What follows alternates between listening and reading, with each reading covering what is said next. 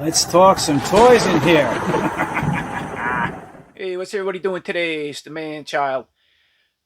Alright, so I thought I'd share some of my older Mcfarlane figures that are still in clamshells or packaging. This is from his Series 4 Monsters. It came out like in 2004 or 5. And this was the Twisted Fairy Tales, and that's Humpty Dumpty. So, yeah, he had a wild imagination. They just made some really cool, weird, gross, creepy, but he had artistic and statue-like figures.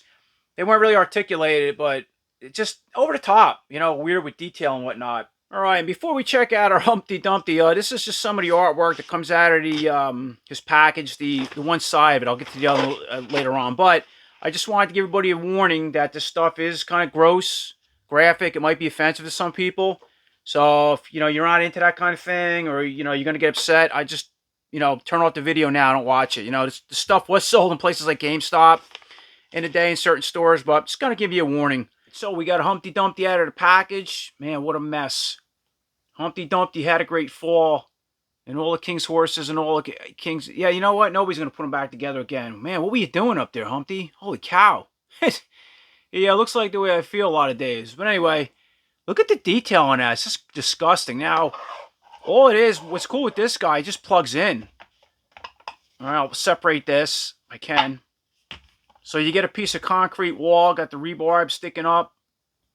Pretty soft, that's neat. Look at, he slid down. He must have got hurt up here in court. Maybe it was a bigger wall and you're getting a piece of it.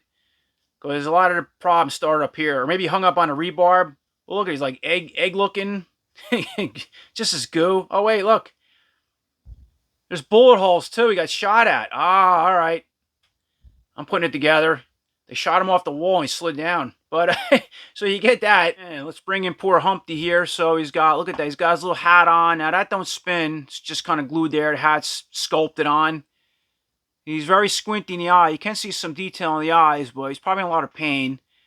And the hands, that's the only part on these that articulate. Because they didn't have a lot of articulation, this line, All right, these fingers move.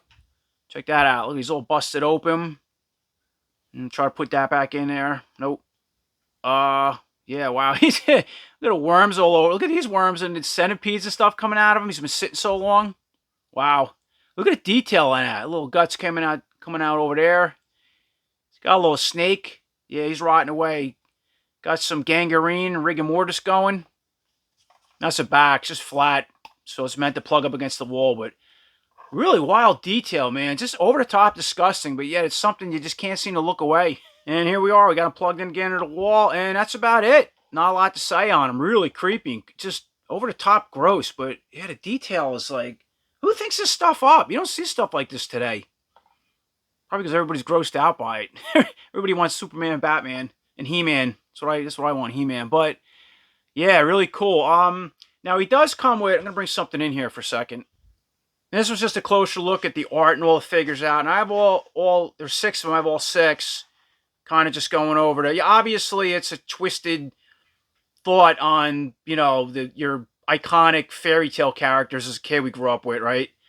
Like Peter Pumpkin and Miss Muffet and Hansel and Gretel. We got Red Riding Hood. And I just took her out of the package recently. Let's bring her in and check her out real quick. And here's our Red Riding Hood. I mean, wow, look at the...